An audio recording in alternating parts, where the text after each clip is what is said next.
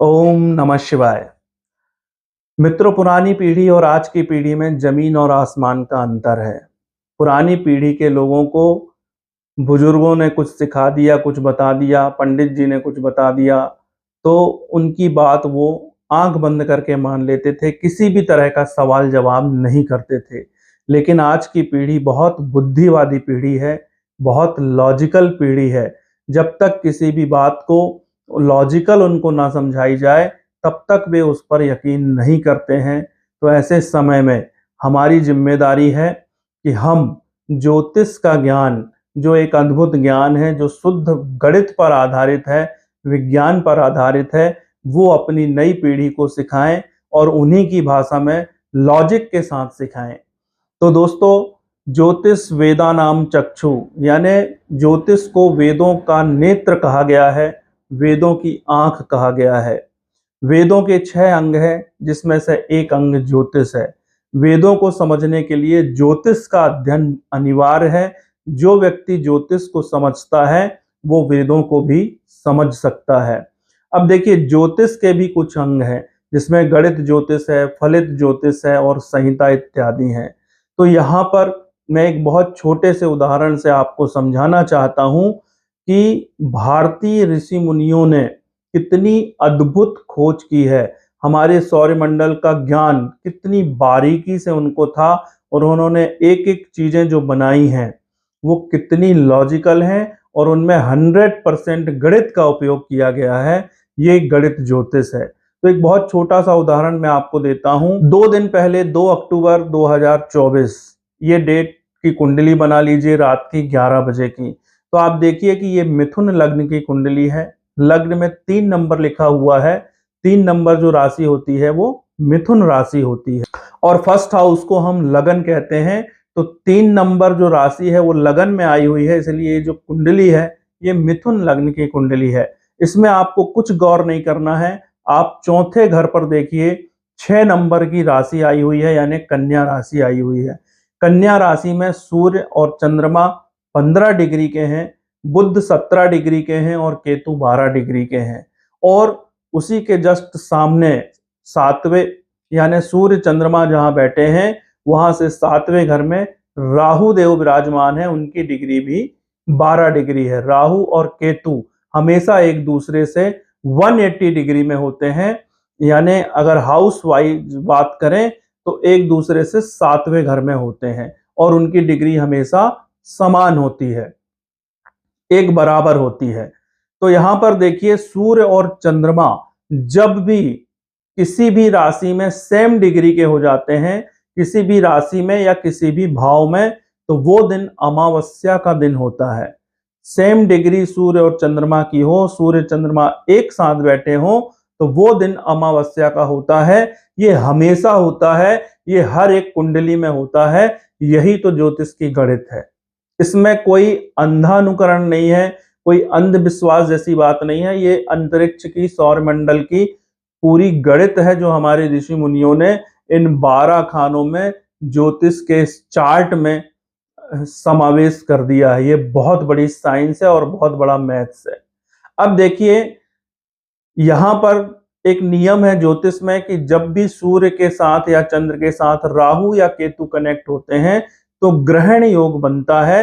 तो 2 अक्टूबर 2024 को ग्रहण भी था, सूर्य ग्रहण भी था, आप सभी जानते हैं। तो यहाँ पर स्पष्ट रूप से वो कुंडली में दिख रहा है कि सूर्य और चंद्रमा के साथ केतु और राहु भी कनेक्ट है। राहु दृष्टि संबंध से कनेक्ट है और केतु साथ में ही बैठे हुए हैं। इसको ज्योतिष की भाषा में युति कहते हैं। अब देखिए, ये सारी चीजें हस्ता नक्षत्र में हो रही हैं। हस्ता नक्षत्र में ही सूर्य देव बैठे हुए हैं, चंद्रदेव बैठे हुए हैं, बुध देव और केतु देव भी हस्ता नक्षत्र में हैं। तो एक नियम और मैं आपको आपके नॉलेज के लिए बता देता हूं कि जब भी किसी भी नक्षत्र में ग्रहण पड़ता है तो वो नक्षत्र पीड़ित हो जाता है। या तो सूर्य और चंद्रमा एक साथ किसी नक्षत्र में गोचर करते हैं तो वो नक्षत्र भी पीड़ित हो जाता है। तो यहाँ पर हस्ता नक्षत्र पीड़ित हो गया है और सूर्य चंद्रमा बुध केतु चारों ग्रह की युति हस्ता नक्षत्र में हो रही है और ये अमावस्या का दिन है। अब देखिए, एक तिथि जो होती है वो 12 डिग्री की होती है। अभी चंद्रमा 15 डिग्री के हैं। अब 2 अक्टूबर 11 बजे रात के बाद जैसे ही 12 डिग्री और चंद्रमा की बढ़ेगी तो चंद्रमा 27 डिग्री के हो जाएंगे, लेकिन रहेंगे वो कन्या राशि में ही, लेकिन तिथि बदल जाएगी। 12 डिग्री की एक तिथि होती है, तो अमावस्या के बाद जो तिथि आएगी वो प्रतिपदा तिथि हो जाएगी। इसके बाद चंद्रमा 12 डिग्री और बढ़ेंगे तो वो तुला राशि में पहुंच जाएंगे और तिथि हो जाएगी द्वितीया। इसी तरह से हर 12 डिग्री में एक एक तिथि बढ़ती जाएगी, और जब चंद्रमा सूर्य से 7वें घर में पहुंच जाएंगे तब 180 डिग्री यानी 180 डिग्री की दूरी सूर्य और चंद्रमा के बीच हो जाएगी। उस दिन पूर्णिमा का दिन होगा, जब सूर्य और चंद्रमा की दृष्टि एक दूसरे के ऊपर पड़ती है, 7वें घर से पड़ती है, यानी दोनों एक दूसरे से 7वें घर के डिस्टेंस में होते हैं, तो ये पूर्णिमा का दिन होता है। ये भी सभी कुंडलियों में समान रूप से देखा जा सकता है। किसी की भी कुंडली में स्थिति बनती है तो ये निश्चित होता है। तो यही तो गणित है। गणित फार्मूलों से चलती है, जिसमें 2 और 2 4 होते हैं, चाहे मैं जोड़ूं, चाहे आप जोड़ें, या दुनिया का कोई भी व्यक्ति जोड़े, क्योंकि गणित में फार्मूले चलते हैं। तो ये भी फार्मूला है और ज्योतिष गणित है, ये इस बात से सिद्ध हो जाता है। अब यहाँ पर एक चीज और आपको नॉलेज के लिए मैं बता दूं कि सूर्य से चंद्रमा अगर 7 घर तक दूर हैं, यानी सूर्य से गिनना है, जहां सूर्य बैठे हैं वहां से 1, उसके बाद नेक्स्ट घर, फिर नेक्स्ट घर, फिर नेक्स्ट घर, इस तरह से 7वें घर तक यदि चंद्रमा बैठे हुए हैं तो जातक का जन्म शुक्ल पक्ष में हुआ है। ये आप बिना पंचांग देखे भी बता सकते हैं। ये भी ज्योतिष गणित का एक बहुत अच्छा उदाहरण है। ऐसा क्यों होता है? क्योंकि सूर्य और चंद्रमा की समान डिग्री के बाद जब चंद्रमा 12-12 डिग्री आगे बढ़ते हैं तो फिर वो 12 डिग्री का पहला तिथि जो है वो शुक्ल पक्ष की प्रतिपदा होगी। फिर 12 डिग्री बढ़ेंगे तो शुक्ल पक्ष की द्वितीया तिथि होगी। फिर 12 डिग्री बढ़ेंगे तो शुक्ल पक्ष की तृतीया तिथि होगी। इस तरह से 180 डिग्री तक आते आते पूर्णिमा यानी 15वीं तिथि आ जाती है। तब तक शुक्ल पक्ष होती है, और उसके बाद पूर्णिमा के बाद आपको पता है कृष्ण पक्ष शुरू हो जाता है। तो 7वें घर के बाद जब चंद्रमा आगे बढ़ेंगे और फिर सूर्य तक आप कैलकुलेट करके आओगे तो आपको पता चलेगा कि जातक का जन्म कृष्ण पक्ष में हुआ है। यानी चंद्रमा सूर्य से 8वें घर से लेकर सूर्य तक जब रहेंगे तो जातक का जन्म कृष्ण पक्ष का हुआ है। तो ये भी एक गणित है। बहुत छोटे से उदाहरण से मैं आपको समझा रहा हूं, बहुत सिंपल एग्जाम्पल से समझा रहा हूं, लेकिन यदि आप इस बात को भी समझ लेते हैं तो आप पूरी तरह से यकीन कर सकते हैं कि ज्योतिष में पूरी तरह से गणित और विज्ञान का समावेश है। ये कोई अंधविश्वास नहीं है, ये 100% गणित और विज्ञान का कैलकुलेशन है। तो जो लोग ज्योतिष की आलोचना करते हैं या ज्योतिष को झूठ मानते हैं या अंधविश्वास मानते हैं, वो उन लोगों तक ये वीडियो पहुंचाना जरूरी है। इसके साथ ही हमारी नई जनरेशन तक भी ये नॉलेज पहुंचाना जरूरी है, ताकि ज्योतिष जैसे गूढ़ विज्ञान को और गणित को हमारी आने वाली पीढ़ी आगे चल के संरक्षित कर सके और इस ज्ञान को और ज्यादा आगे बढ़ा सके, इसमें नई नई रिसर्च कर सके।